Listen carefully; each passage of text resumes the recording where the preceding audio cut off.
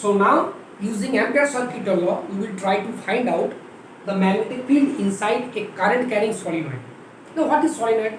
In class 10 we have already read that if we take a insulated wire and if we twist it and give it a spiral form in a cylindrical shape, then it is called a solenoid.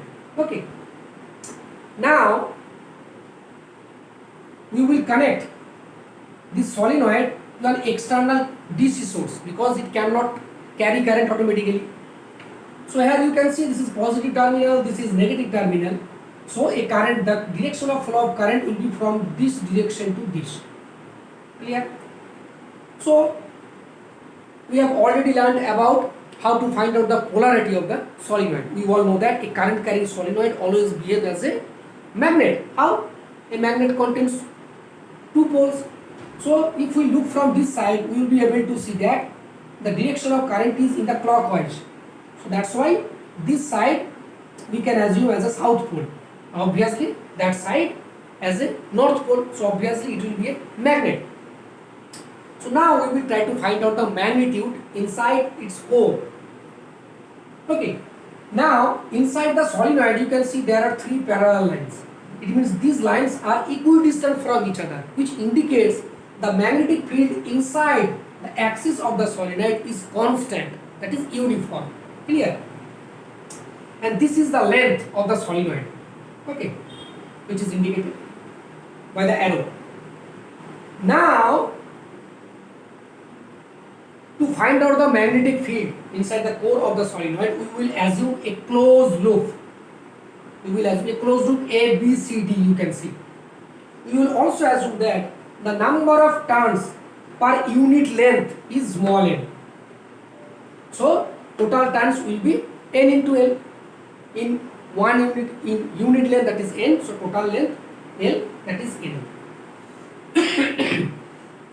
So now we will apply Ampere circuit law.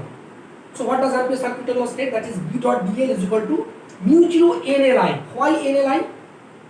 Current in one turn is I. So there are total number of NL number of turns. So that's why total current carried by NL turns is equal to NLI. Here closed loop around ABCD. It covers the entire closed loop. So now we can divide this entire loop, that is which is nothing but a rectangular loop, up to, that is from A to B, that is B dot dl from A to B, then again B dot dl from B to C, then line integral from C to D and from D to A, which is written here. You can see the limit. Now here the value of the rest 3, that is B to C, C to D and D to A, here its value is 0. Here it is 0. Why?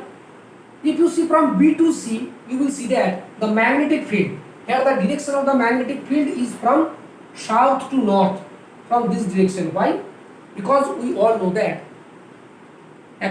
from the property of the magnetic field lines of forces, they leave the north surface and enter through north pole and they enter through south pole. So from outside the direction is from north to south,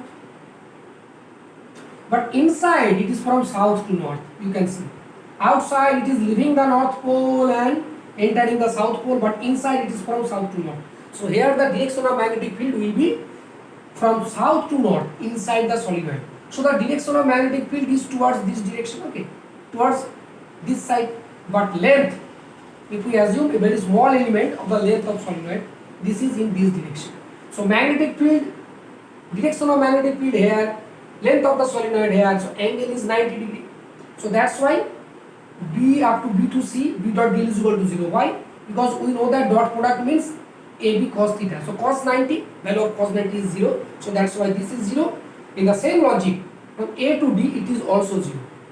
But why B dot dl from C to D is 0? Because you can see that outside solenoid, we can assume there are no magnetic field lines of forces. So we may assume it is very weak. So we may negligible it, ignore it. So that's why in this sense, the magnetic field in outside the core of the solenoid is 0. Now we have only left remain, that is from A to B. From A to B, here since we have assumed the loop here, so our magnetic field is in this direction, length is also in this direction, because we have assumed the loop parallel to the magnetic field. So B dot dl, since BL equals to B into L, why? Because here the angle between magnetic field and a small element, here you can assume a small element here.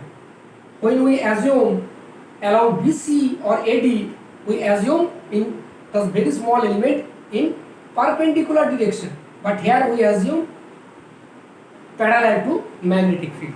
So that's why they are parallel. So cos 0 is equal to 1. So that's why it is BL.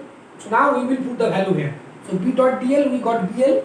BL is equal to mu 0 NLI NLL cross. So B is equal to mu 0 times N into I. This is the magnitude of the magnetic field which is created inside the core or the axis of a current carrying solenoid.